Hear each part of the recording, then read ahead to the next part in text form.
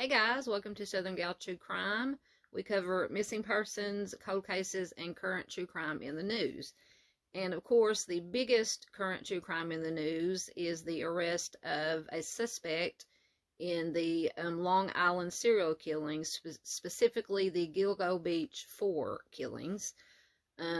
This week, Rex Heuermann, a 59-year-old architect, was arrested and charged with actually 6 counts of murder, 3 counts each of first degree and 3 counts each of second degree.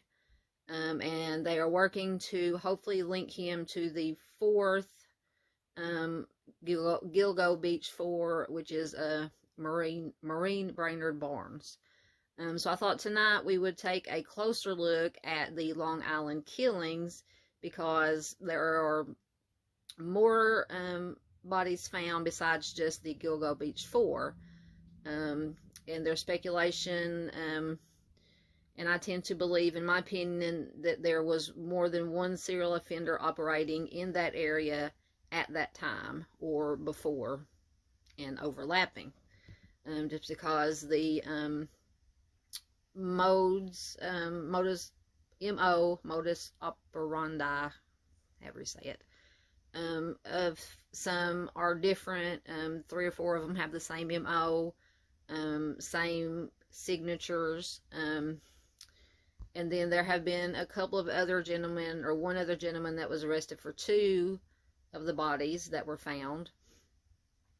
So we will get into all that. I found an article. This article, I'll have 2 articles to bring you. The first one is from longisland.com, and just gives a history of the bodies being found, suspects, persons of interest, and people who were arrested. So we will start with that.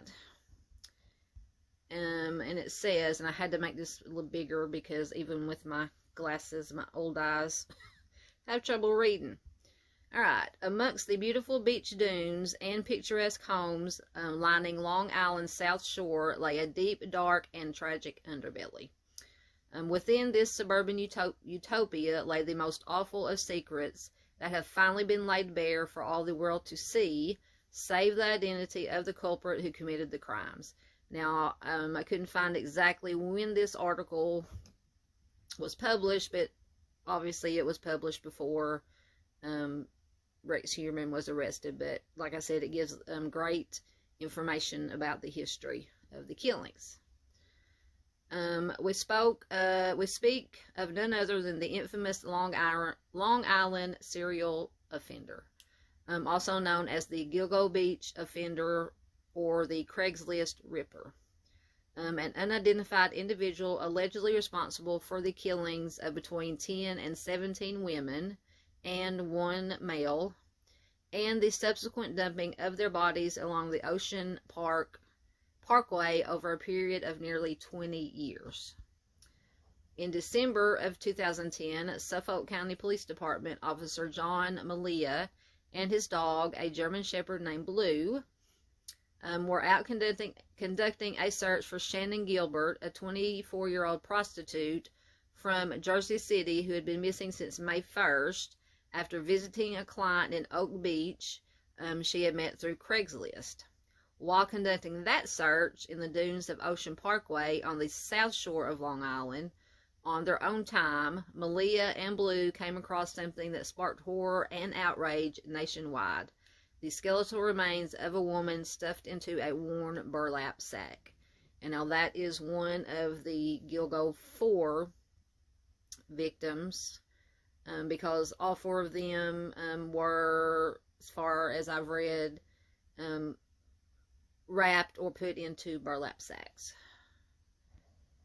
And here's a picture of a stretch of, I'm assuming, Gilgo Beach or Ocean Parkway. Human remains were found off of Ocean Parkway.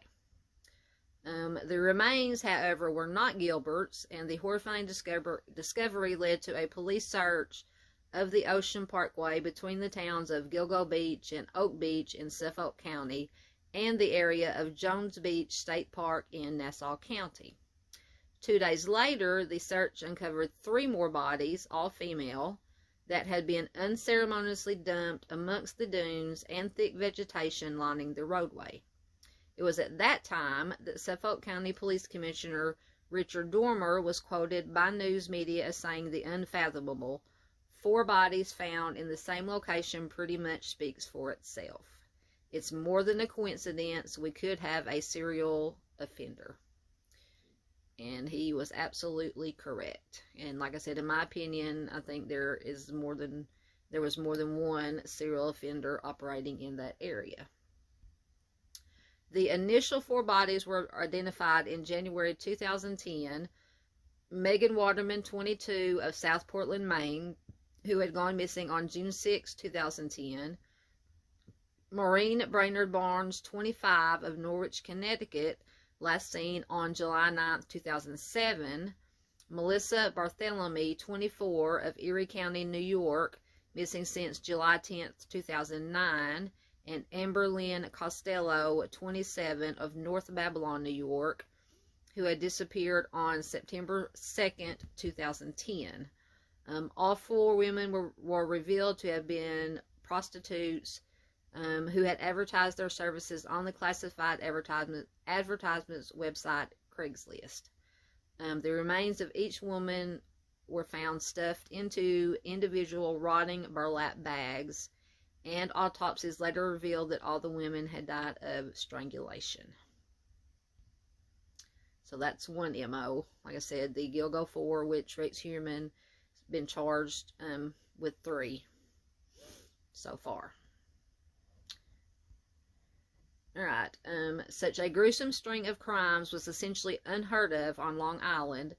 As the authorities continued and widened the scope of their search, their grim discoveries continued to increase. In late March and early April of 2011, an additional 4 bodies were found, 1 about a mile east of where the first 4 were located, and 3 more on the north side of the highway several miles further down. What differed about these 4 was that none of the remains were encased in burlap, as the initial 4 had been. And again, Shannon Gilbert, whose disappearance had initially sparked the search of the area, was not among them. Suffolk County Police expanded their search into Nassau County in an effort to find more potential bodies. Of these 4 additional victims to date, and like I said, as of 2023, I believe they have most or all of the women identified.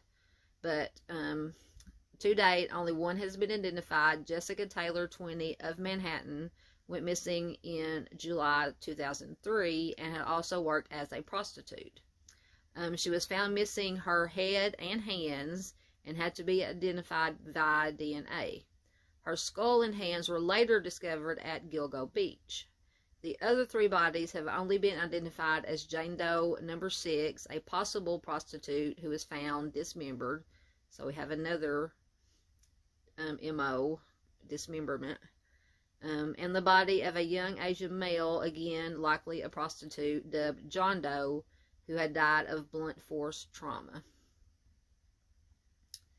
The 4th corpse, that of a toddler between the ages of 16 and 24 months and dubbed Baby Doe, had been found wrapped in a blanket and showed no visible signs of trauma.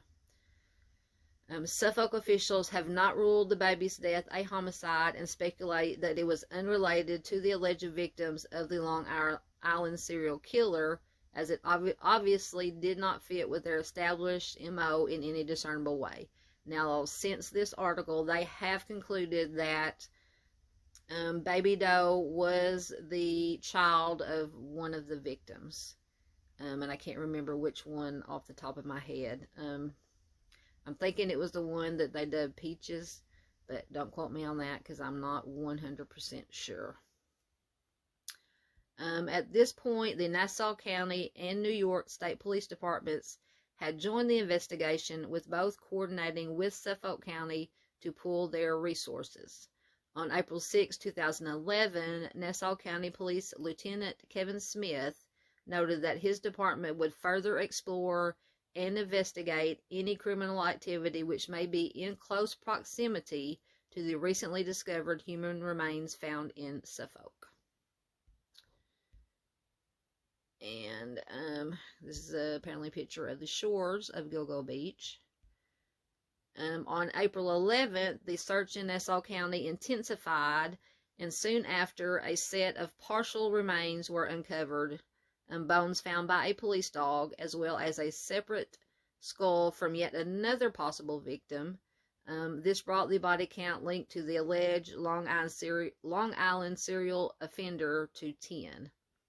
On April 22nd, police found 2 human teeth while hiking through thick brush alongside Ocean Parkway with machetes and chainsaws. Officials had reported previously that the dense vegetation in the area was making their search difficult. These partial remains have never been identified, and as of 2023, they have been identified, except as Jane Doe number 3 and Jane Doe number 7. The remains of Jane Doe number 3 were discovered in a plastic bag near Jones Beach State Park, and a DNA analysis indicates her to be the mother of baby Doe. DNA also linked Jane Doe number 7, whose skull and several teeth were discovered at Tobay Beach, to a set of severed legs found in a garbage bag on Fire Island in April 1996. On September 20th, 2011, police released composite sketches of Jane Doe number 6 and John Doe, in addition to photographs of matching jewelry worn by both Jane Doe number 3 and baby Doe in hopes of identifying the victims. In December 2016, authorities linked the DNA of Jane Doe number 3 to the unidentified torso of a woman found in Hempstead Lake Park in 1997. The victim had been dubbed Peaches under the Hempstead Lake Park investigation, so named for a tattoo on the woman's chest. According to a recent Long Island Press report, investigators said that Peaches was a black female between the ages of 20 and 30. Her torso was discovered by a hiker who found it stuffed in a plastic bag inside a green Rubbermaid container on June 28, 1997. Because no head has been found to match Jane Doe number 3 or Peaches, police have not been able to release a composite sketch of what she may have looked like. At this point, authorities had begun to speculate that the alleged killer was someone familiar with law enforcement techniques. That's debatable.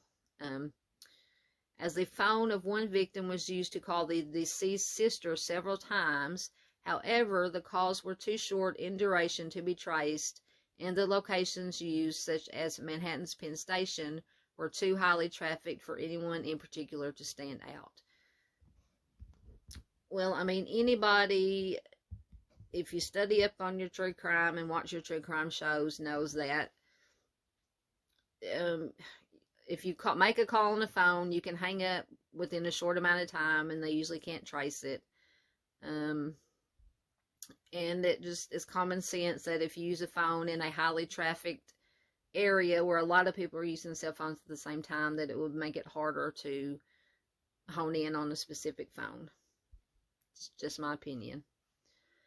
Okay, on June 16th, 2011, Suffolk County Police raised the reward for information, leading to an arrest in the murders from $5,000 to $25,000, which was the largest reward ever offered in the department's history. On November 29th, 2011, investigators announced that they believed that all 10 deaths were attributed to one individual. Previously, authorities have speculated that there may have been more than one based on differences in the conditions of the found victims, and that the killer was almost certainly from Long Island. At this point, officials also stated that they did not believe the case of Shannon Gilbert was related in any way to these deaths. Now, I tend, and once again, in my opinion, to believe that there is more than one offender that did these acts, killed these ladies and the male. Like I said, just my opinion, just from, and I know there have been examples of the same offender changing their MO, how they kill, signatures, all that good stuff, but I just tend to believe that there was more than one offender. Gilbert's body was later found in the marsh about half a mile from Oak Beach, which is where she reportedly disappeared from. Police believe that she had accidentally drowned after stumbling into a swamp in a drug-induced panic. However, an autopsy later commissioned by Gilbert's family and conducted by famed former New York City medical examiner Dr. Michael Baden revealed that her death and subsequent decomposition was not consistent with drowning. Baden concluded there is insufficient information to determine a definite cause of death, but the autopsy findings are consistent with strangulation. Despite these findings, authorities do not believe her death is related to the Long Island serial offender and still consider her death an accident. And as we know, these professionals, medical examiners and the like can look at the same exact body and come up with two different conclusions of the cause of death. Not uncommon. Especially when it comes to trial testimony. You have the defense has their expert witness and the prosecution has their expert witness, and completely different conclusions. That's just the way it is. Now this I did not know. In a sad twist, Shannan Gilbert's mother, Mary, was found deceased in July of 2016, the apparent victim of a stabbing. Mary, 52, had aggressively been pursuing her daughter's case before she was found deceased in the apartment of her younger daughter, Sarah Gilbert, 27. Sarah, who is said to suffer from schizophrenia, was charged with the killing of her mother, but pleaded not guilty to the stabbing on August 12, 2016.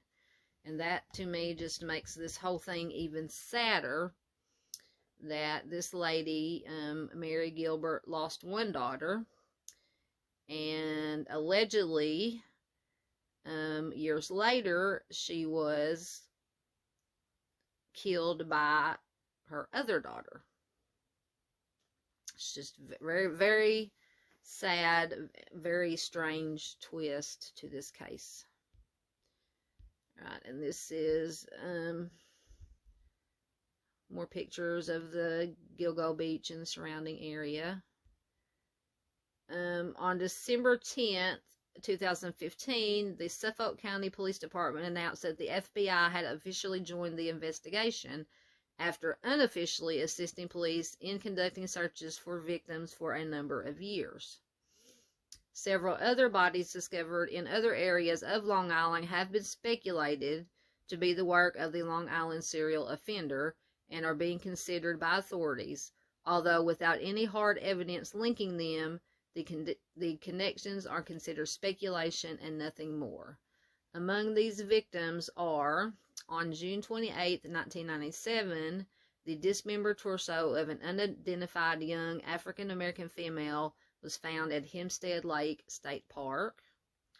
On March 3, 2007, a suitcase containing the dismembered torso of an unidentified Hispanic or African-American washed up on a beach in Mamaroneck. I apologize if I pronounced that wrong. Tanya Rush, 39, of Brooklyn, whose dismembered body was discovered in a suitcase. We're seeing a pattern here with all these.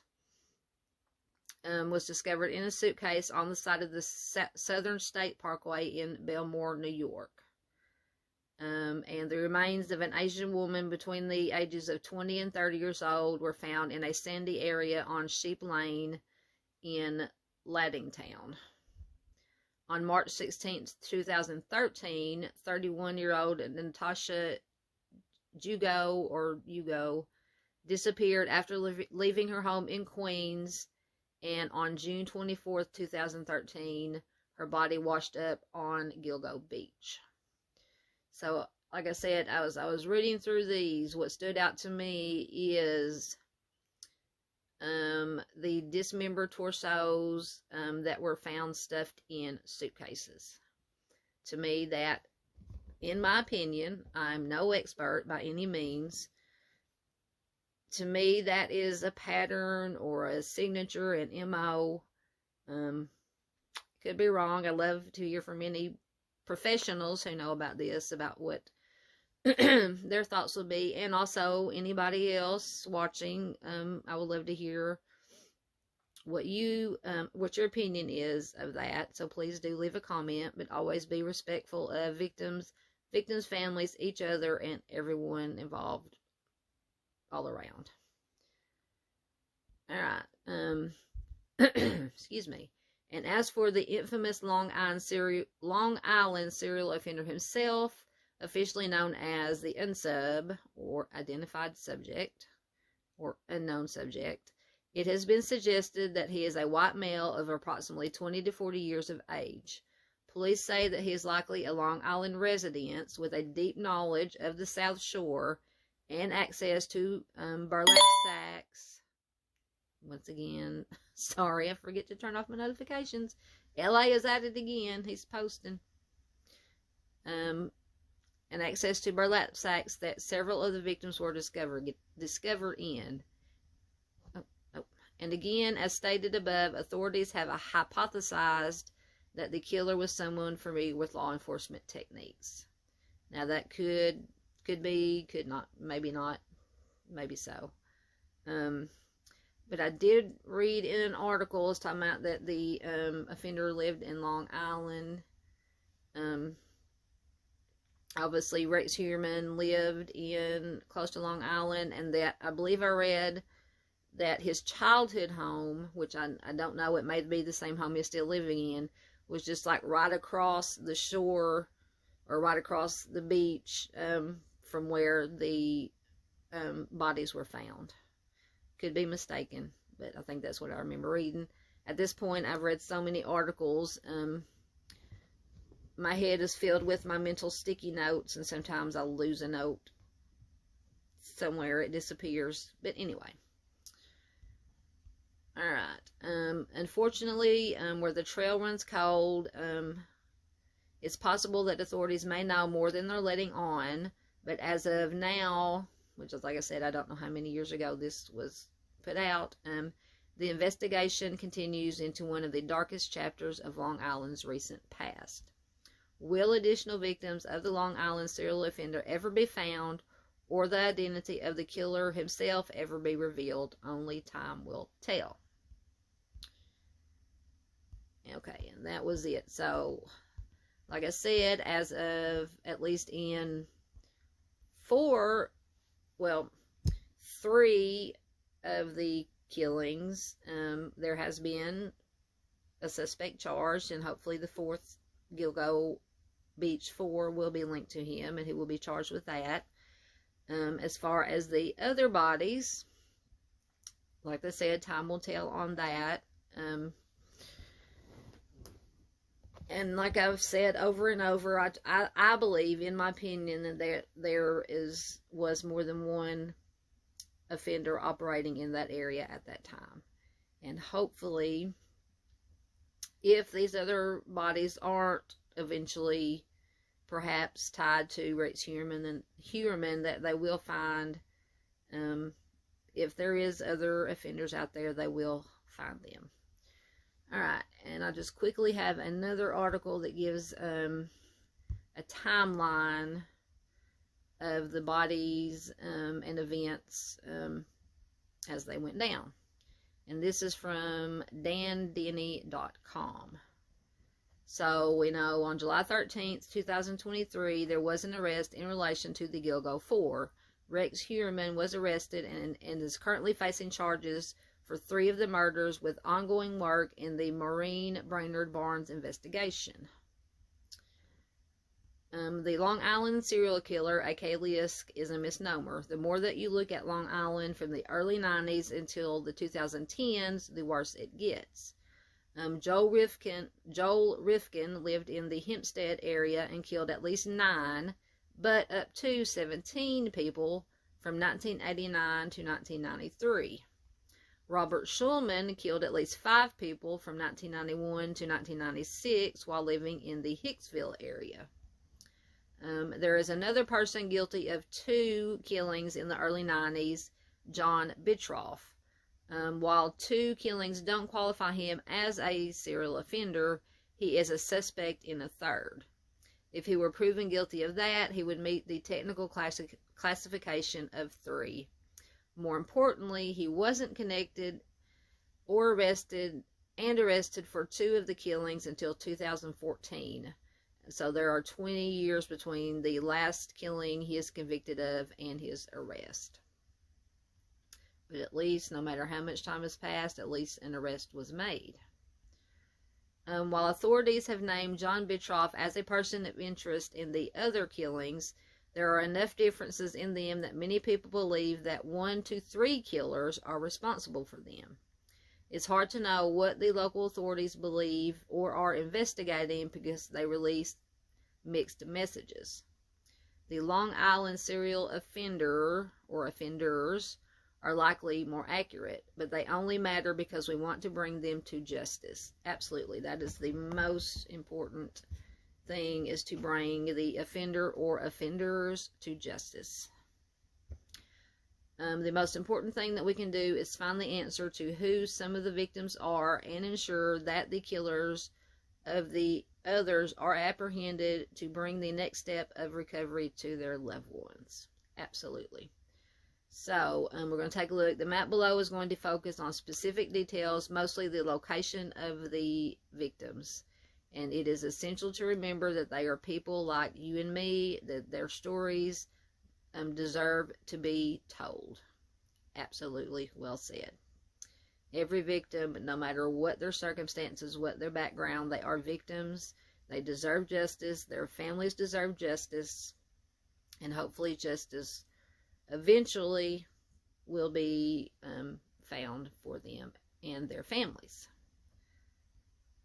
Alright, let us go to the timeline.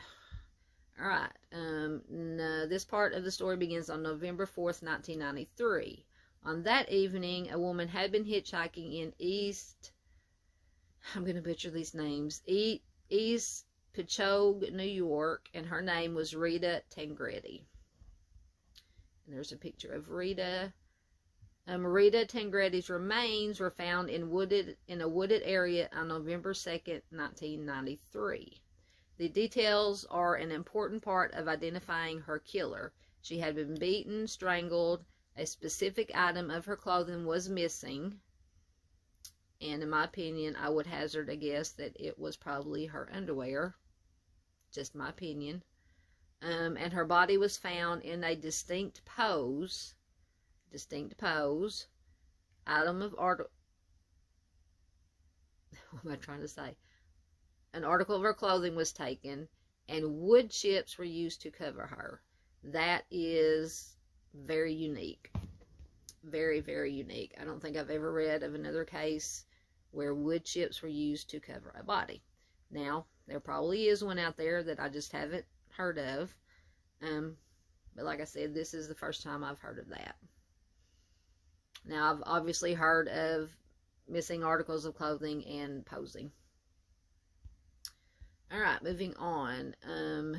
This is Sandra Castilla. Her remains were found on November 30th, 1993. She was found in a wooded area by a group of hunters, and she was strangled. But reports don't state that the same level of violence was present as with Rita Tangretti. Now, it does not say if she was posed or any articles of clothing were taken from her. This is Colleen McNamee. She was last seen on January 5th, 1994. getting into a small blue car at the Blue Dawn Diner. And Colleen's remains were found on January 30th, 1994. Now, similarly to Rita Tangeretti, she was found in the woods. She was beaten, strangled, and left in the same pose. So that to me says that is the same offender. All right. Next we have partial remains of Jane Doe number 7 are found on April 20th, 1996. Along a Blue Point beach, people found her legs wrapped in plastic. Partial remains of Jane Doe number 3, also known as Peaches, due to the tattoo you see there. Her remains were found on June 28, 1997. Authorities released the information about her tattoo in hopes of identifying her, but there is still not an official match.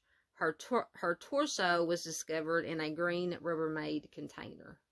Now, I believe there are other victims whose body parts were found in green, or maybe not necessarily green, but found in Rubbermaid containers. So that is another similarity to some of these victims. All right, this partial remains of Valerie Mack are found on November 19th, 2000. Her torso was found wrapped in garbage bags. In addition to her head and hands, like the others, her right foot was removed, assumingly to hide a distinguishing mark. So maybe she had a tattoo or a scar or something of that nature. Alright, partial remains of Jessica Taylor are found on July 26, 2003. She was on a plastic sheet and the killer had removed her head, hands, and attempted to obscure a tattoo. So it sounds like, I'm thinking that the dismemberment may not be so much as a signature, but just trying to hide, make the identity of the victims more difficult by dismembering them, scattering the parts, and then obscuring distinguishes like tattoos, scars, etc. That's just my opinion. Alright, Maureen Brainerd Barnes is last seen by a friend on July 9th, 2007. Her friend Sarah left her at the Super 8 Midtown, and Maureen said that she would stay until that Wednesday, July 11th. Melissa Barthélemy is last seen by neighbors on July 10th, 2009. The last known sighting of Melissa was on her porch talking on her phone. Alright, and the woman that started it all, or the search for her led to the finding of the rest of these bodies. Shannon Gilbert called 911 at 4:51 a.m. on May 1st, 2010. She had ran from a client's house and away from her driver, knocking on doors and calling 911. She went missing, and searches for her led to many of the following events. Megan Waterman is last seen on hotel camera footage on June 6, 2010. She had been staying at a hotel, placing ads on Craigslist, which is another thing that connects to victims. I think most or all of them had put ads on Craigslist, and was last seen walking towards a gas station. Excuse me, let me get a drink.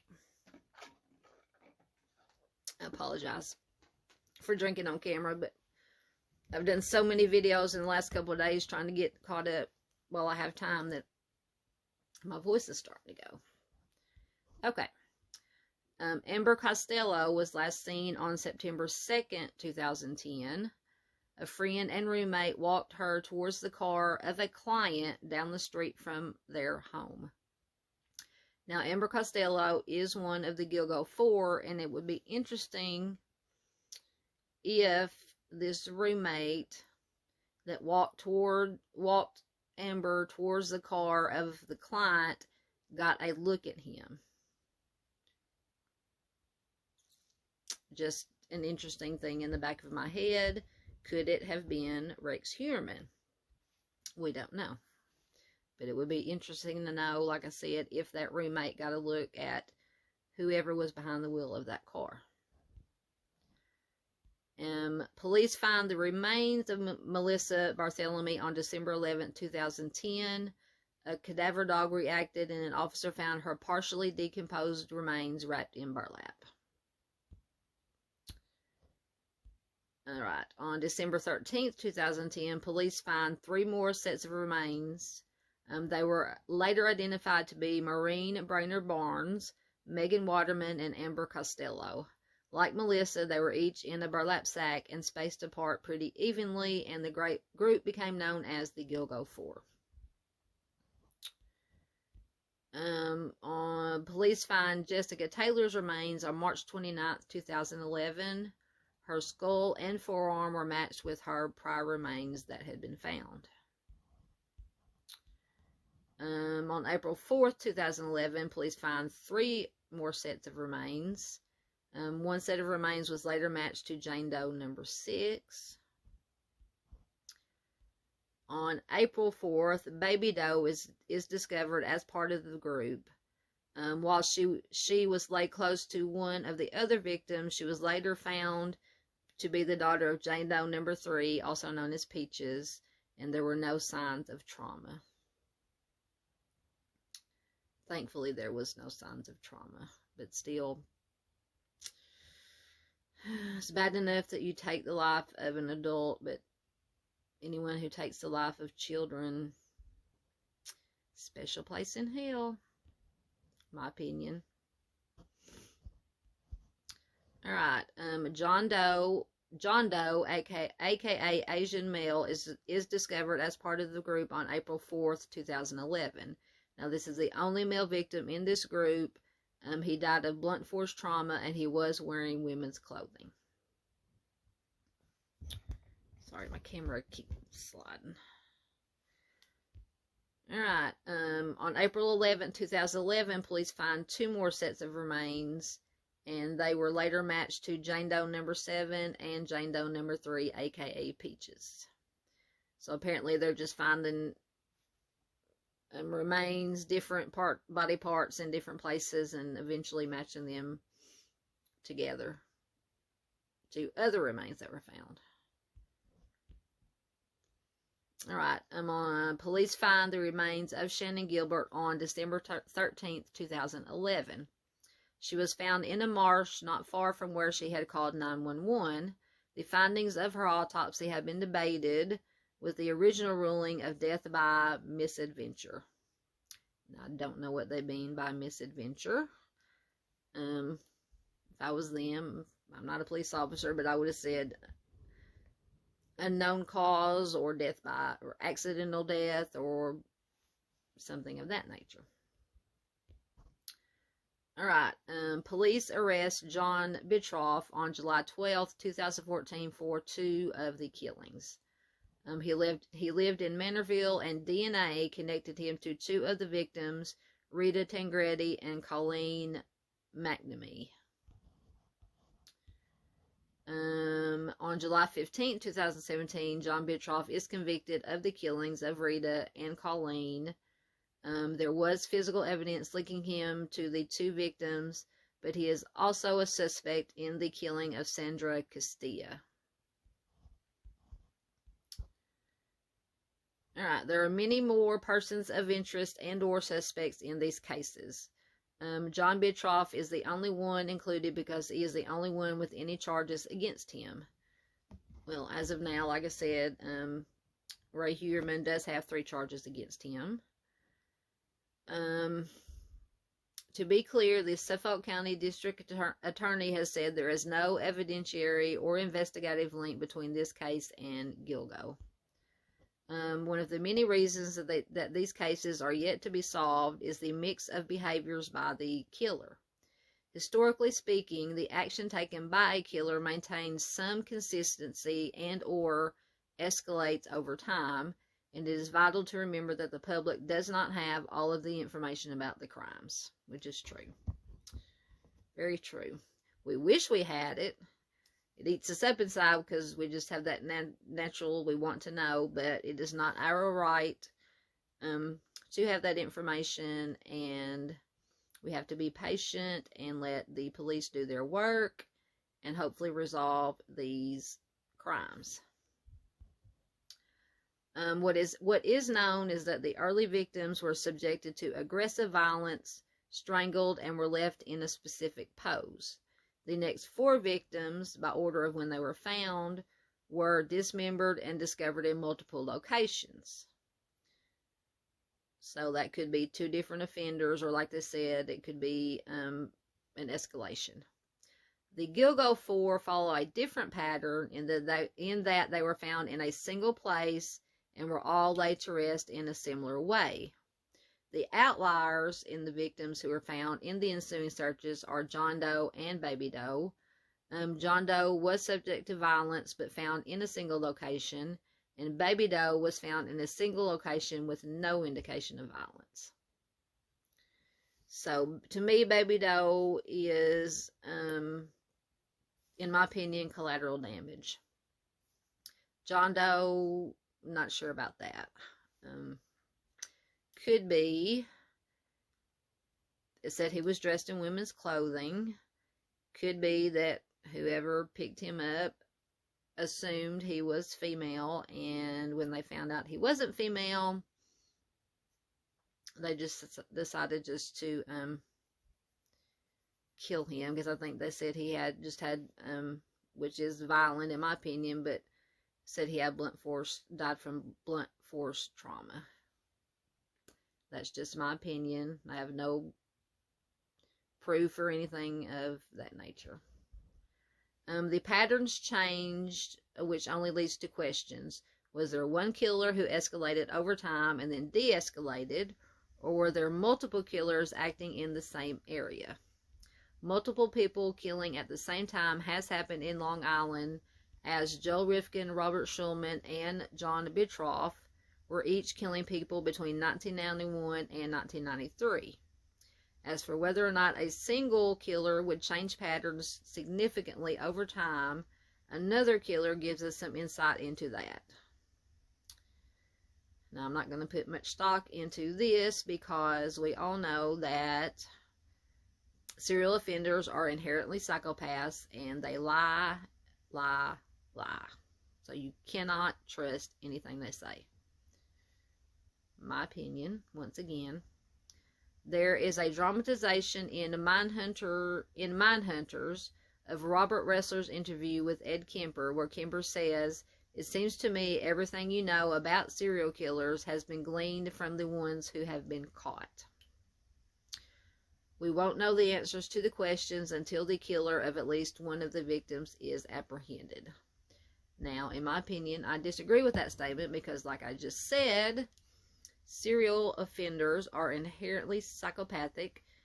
They are pathological liars, and you cannot trust anything that they tell you. They will tell you what they want you to know, whether it be true or not, or what they think you want to hear. So do not put stock into what serial offenders have to say, especially after they are caught. Alright, I think that is all of that, but I just wanted to bring that to you, just to take a deeper look into the Long Island killings. Like I said, I'm going to keep tabs on any and all developments in this story, especially with the arrest of the suspected Gilgo Beach 4 killer.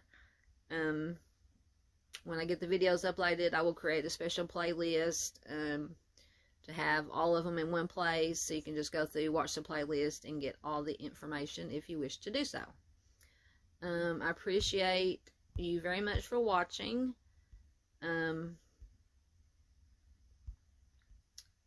If you like what we have here at Southern Gal True Crime, please consider subscribing to the channel. hit the bell so you get notifications when I upload new videos. I usually try to do 2 to 3 a week, depending on my work schedule. Like I said, we do missing persons cases, cold cases, and true crime, current true crime in the news when stories break, as in this breaking story with the Long Island serial killer. So, until next time, please do take care of yourself. Stay safe out there, take care of each other, and I will see you later.